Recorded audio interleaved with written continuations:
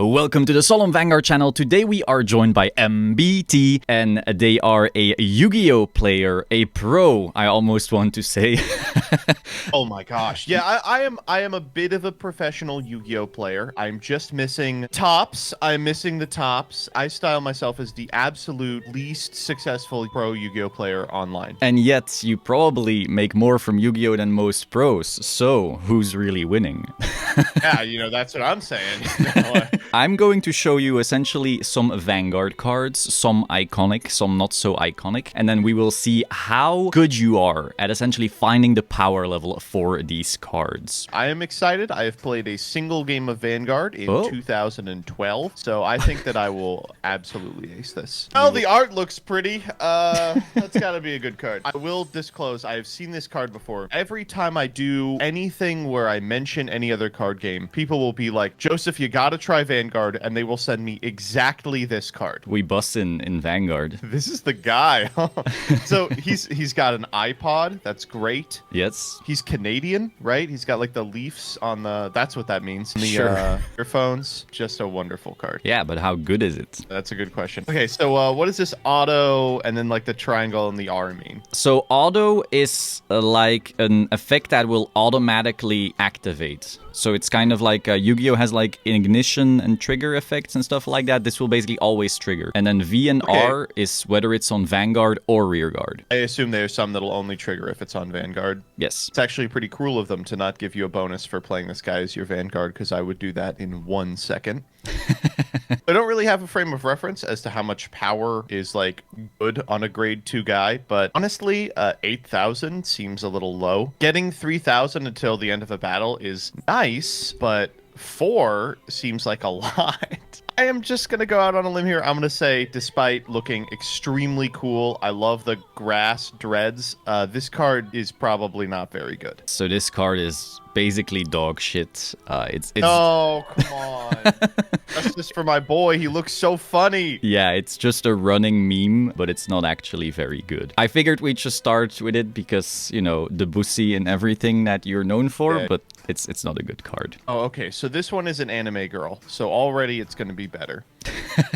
We have, what is going on in this one? Another 2, 10,000 instead of 8. Then a bunch of symbols I do not understand. So the auto, this unit is placed on Vanguard or Rearguard. Yep. And then the symbol is Counterblast. Counterblast 1. Okay, so if you've taken a damage, you get to do this. Yes, you then turn 1 damage phase down, and that's paying that cost, basically. Search your deck for one traveling with a Storm Gear Cat. Call it to a Rearguard in the same column as this unit, and shuffle your deck. So for reference, that cat will then check top 3 for another card and add that to your hand. Okay, so you can't place this in the Rearguard immediately below the Vanguard, right? If you want that effect. You can write this on Vanguard and then get the cat behind it. Oh, so it's a tour guide. Yeah. So then we have Rearguard effect. At the end of the battle phase, this unit attacked while boosted. What does that mean? It means there was a Rearguard behind it. Oh, like the cat. Okay, yes. It combos with itself. At the end of the battle phase, this unit attacked while boosted. Reveal the top 2 cards of your deck. Choose up to 1 card among them. Put it into your hand and bind the rest. That's like banish. So it's removed from the game almost. This is a hard one to place. It just reads really good. A lot of things kind of jumping out at me to begin with. It combos with itself, which is something YuGiOh cards do all the time, and then you read it and you go, haha, I get it. And imagine if the Gear Cat adds you cards and this adds you a card and you attack and it adds you a card. It's an unreal amount of advantage you're getting. I guess it just depends on if that's normal for Vanguard. If this card existed in like Magic or Yu-Gi-Oh and was like, so when you play this, you search for a card, you put the card down, it searches for more cards off the top of your deck, and then when you attack, you search for another card, it would be the craziest thing ever. So I'm going to say that this card is good. Yes, that's right. This card is absolutely broken. If there's a scenario where this card isn't broken, I'm like, okay, something's going crazy wrong in this game.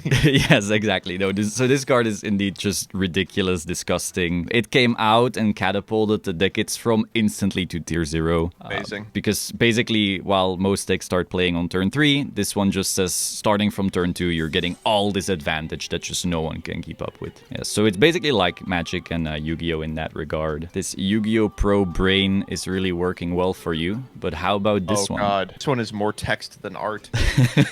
Okay, so this is is grade 3. What does twin drive and force mean? Oh, now we're getting into drive checks. Whenever a Vanguard attacks, you start checking the top of your deck and adding it to your hand. And then if that thing you checked has a trigger on it, you start getting all sorts of extra effects. Zeros, ones, and twos only check one card like that. Grade 3s have twin drive, so you check 2 cards. This is why it's only on turn 3 that the game is really starting, because the amount of these drive checks basically double from turn 3. When you drive check, triggers their trigger effects or something? Basically 16 cards in your deck will have a trigger effect. Wow, that's interesting. So it's like a deck building thing too. Yes, because you can choose, which amounts of which types of triggers you want to be running. I think there's like 5 or 6 right now. You're really selling me on this game. You're telling me every deck is Adamancipator? Yeah, oh it is.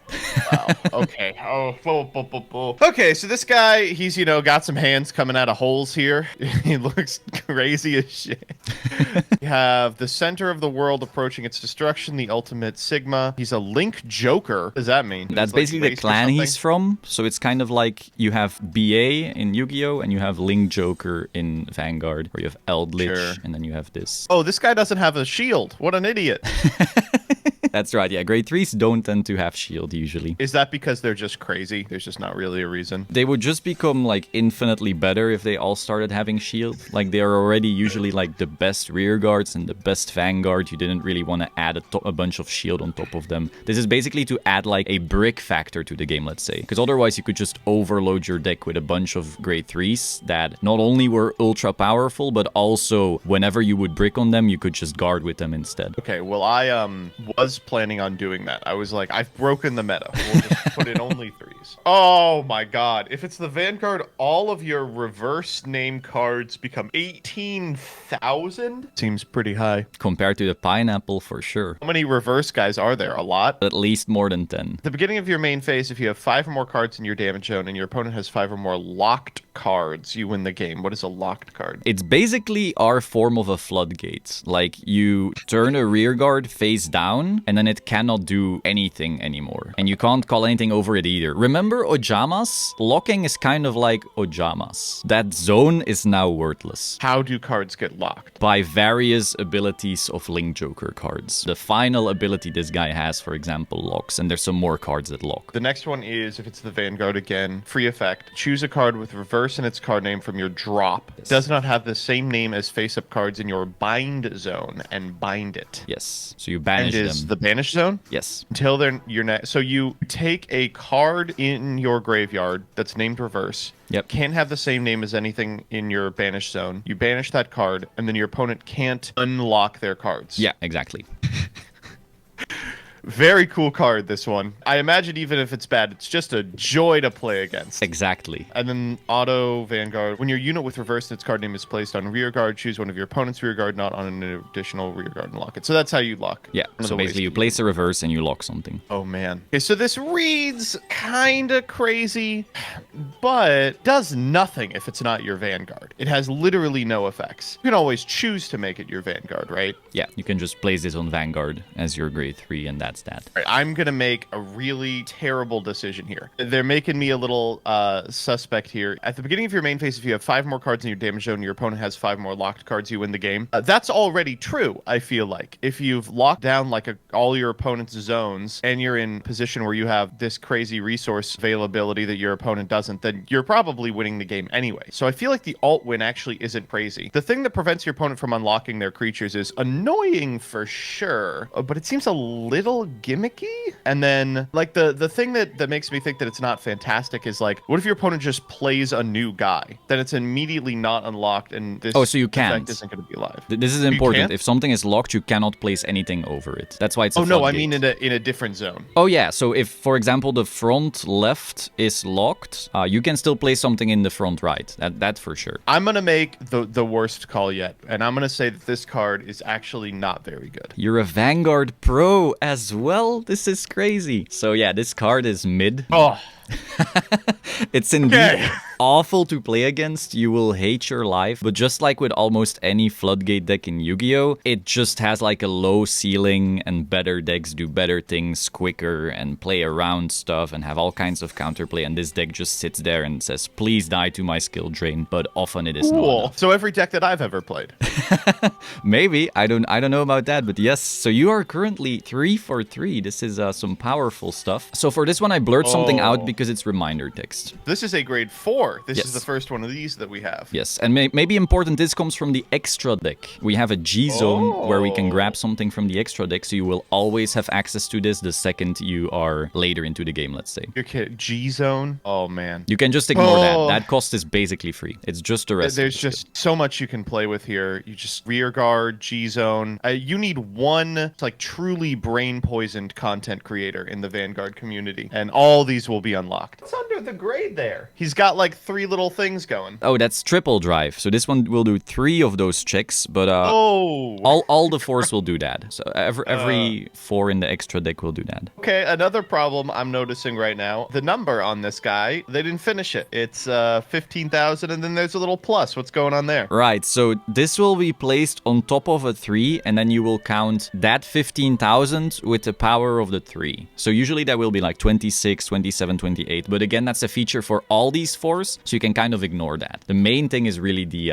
act ability right there. Turn a card from your G zone face up. Put this unit into your G zone face up. Your opponent chooses 4 cards, his or her rear guards and drop zone, and binds them. Every 4 cards in your opponent's bind zone, draw a card, and you're... Oh, man. How does card draw work in this game? Is it just you draw a card on your turn? Yeah, so you draw a card on your turn, and then the drive checks, meaning when you go to attack from the Vanguard, are also added. So in turns 1 and 2, you basically draw for turn, and then you get 1 more card, and then from turn 3 onwards, you get your draw for turn and then 2 more cards. And on turn 4, it might be draw for turn and draw 3 more cards. Your opponent chooses 4 cards. Okay, ooh, this is rough. It's basically Trishula, kinda, but bigger. It does sound kind of like Trishula. So your opponent chooses 4 cards from his or her rear guards. His or her, by the way, it's, this card game, I will say, is not prepared for me to break the meta by using they, them pronouns.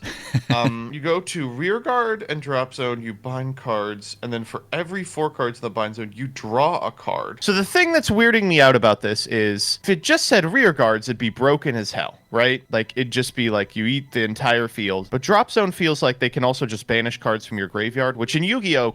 Just doesn't mean anything. Oh, maybe this is being lost in translation. It's 4 from both the rear guards and the drop zone. Okay, so if they can't do that, they banish as many as possible? Yes, yes. So unlike in Yu-Gi-Oh, you do as much as possible always. Okay, so this banishes most of the rear guard, some from the drop zone, then probably at least 1 or 2 from the hand. Yep. And I'm willing to be wrong about this just because it turns out the power level of G units is just absolutely crazy. But this to me reads like it's just unbelievable. This seems really good. Is that your final answer? Final answer. Yeah, this card is broken.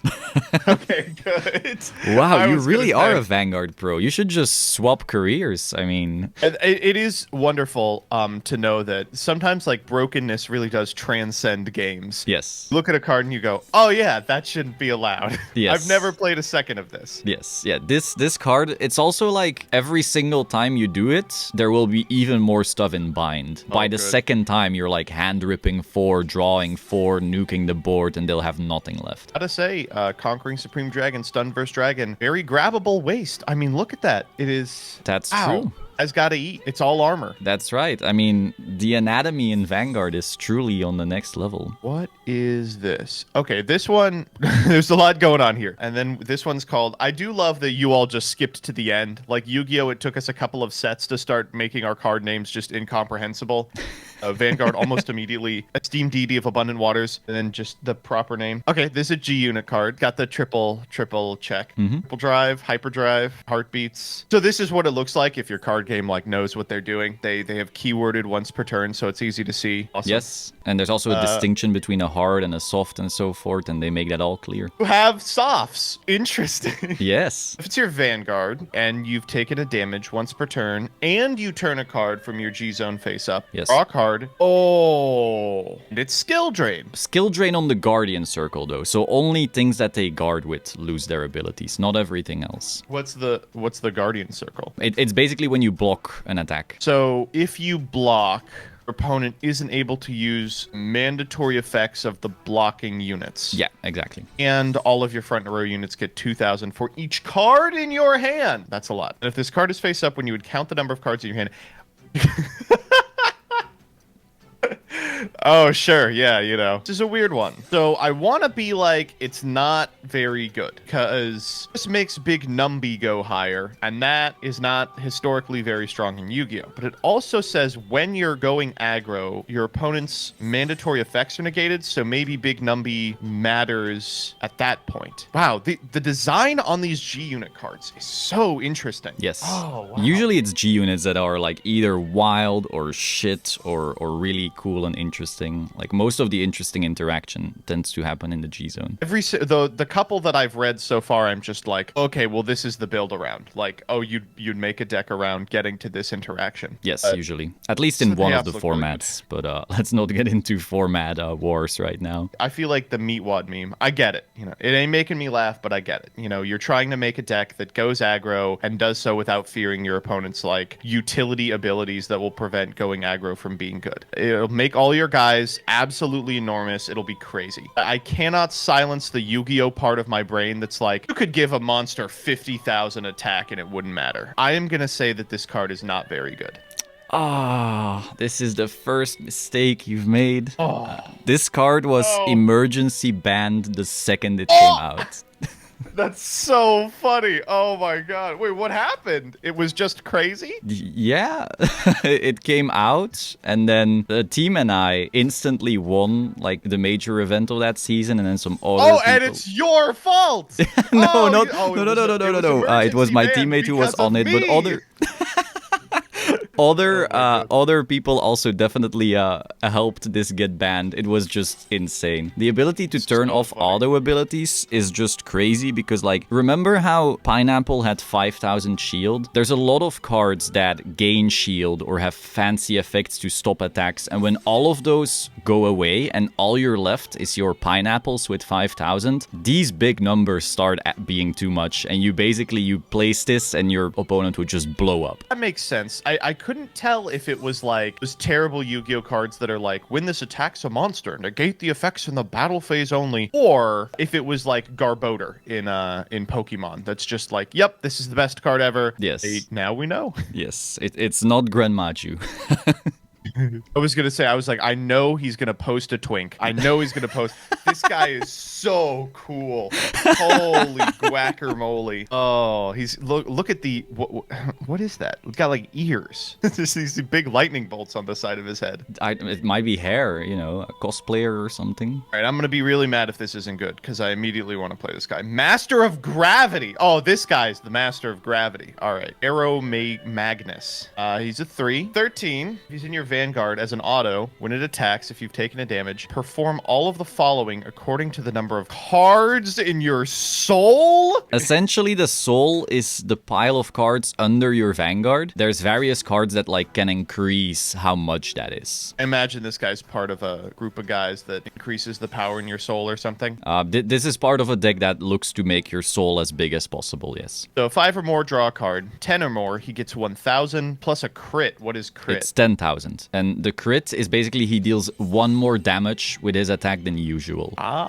So he would deal 2 at once instead of 1 at once. And then 15 or more, both you and your opponent put all your own rear guards into your souls. Use 2 cards from your soul, call them to rear guard, and then those units get 10,000. Yes, so you wipe your opponent's board and your own, but then you give yourself a new board. You've built your deck around having a billion guys in your soul as well. Well, a billion is a bit much, but you're attempting to at least, you know, get there as soon as possible. And his fingers are just, he's doing the star finger. That is not a normal finger length. Ow. He's really going for it. He's been training. Yeah. I didn't know that was something you could train. The length. Oh my goodness. Okay. Wow. I feel like I'm living in magical Christmas land. If you get the 15, it just seems unbelievable. The other two kind of seem little mid. Certainly the 5 is mid. The 10 also seems a little mid. You just throw some guys in front of it. It's just going to be about how consistently you can get the 15. I feel like the deck is built around doing it. Payoff has to happen occasionally. So I'm going to say that this card is good. It's all right. No, my boy. I've known him for 5 minutes and he's already my boy. No, how could you let me down like this? You know Pendulum, right? Like, yep, I'm familiar. when you go first and you get the whole nut, it's like you're unstoppable. You're on top of the world. When you then go second, you know, things kind of start changing.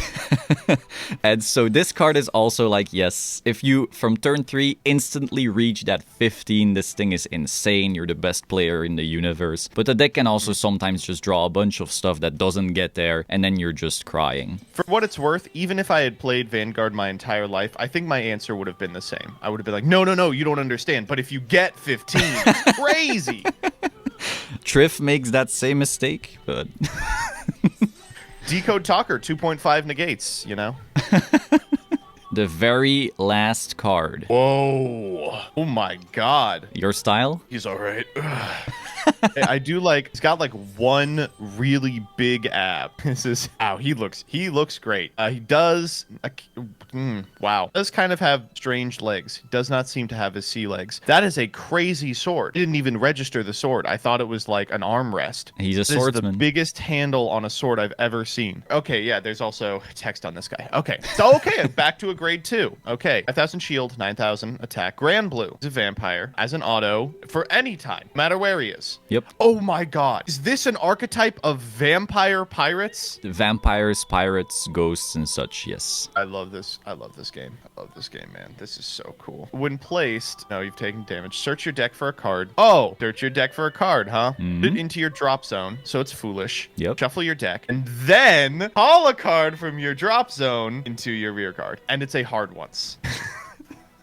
Okay, so I imagine the reason it's not just immediately throw this onto your rear guard is because, one, they want to give you the option to put something better onto your rear guard. You can put like a utility card in the drop zone and then bring back something that died earlier. Or maybe this archetype of spooky pirates, also some of them get benefits if they return from your drop zone. I don't know, just spitballing here. Yes, there are Grand Blue cards that gain benefits when called from drop zone, yes. Okay, well, at bottom, this is just Demonic Tutor. So I'm going to say that this card's crazy. Is that your final answer? Yes. I can give the point, but...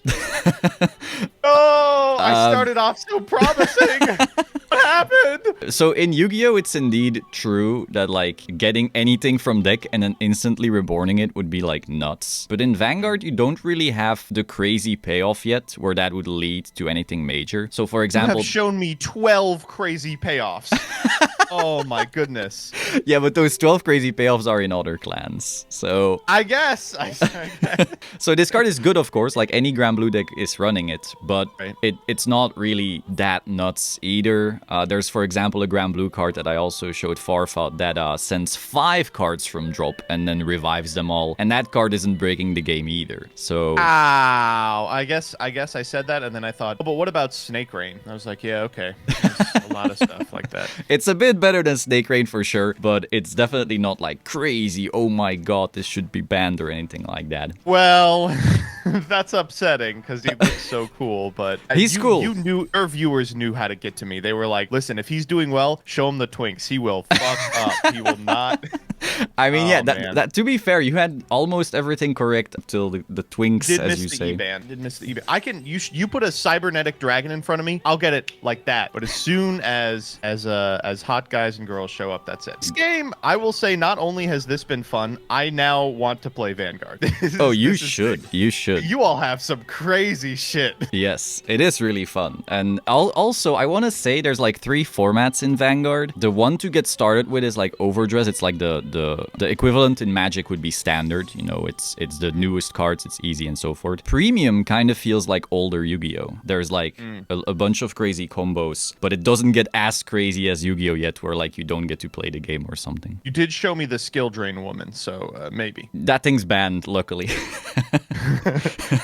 Your fault, but appreciate your sacrifice. Not really my fault. There were other teams doing well with it for sure. Yeah. So yeah, Three thank you so formats. much for this. Do you have any words, anything you want to shout out or anything like that? Yeah, no, I think that occasionally Yu-Gi-Oh players get into the mold of like, must defend Yu-Gi-Oh at all costs type thinking. When you see cool cards in other card games, I think we as a community should be willing to be like, right, that's neat, I'll try it out. I definitely am going to try out some Vanguard at some point in the near future after this. Oh, that's really cool. Really glad to hear. So up to my YouTube or whatever. It's youtube.com/MBTYuGiOh. Yes, and your Twitch as well, I assume everything. Yes, I'll just my link Twitch, my OnlyFans, yeah. Do you have an OnlyFans for real? Oh, no. Oh. I got really excited and you let me down. But okay. Wait. That's Oh. Now you know how I felt when you told me Barrow Magnus was terrible. It's not terrible. It's just not insane. All right, thank you so much. So everyone go check out MBT. All the links will be in the description and I will see you soon. Ciao.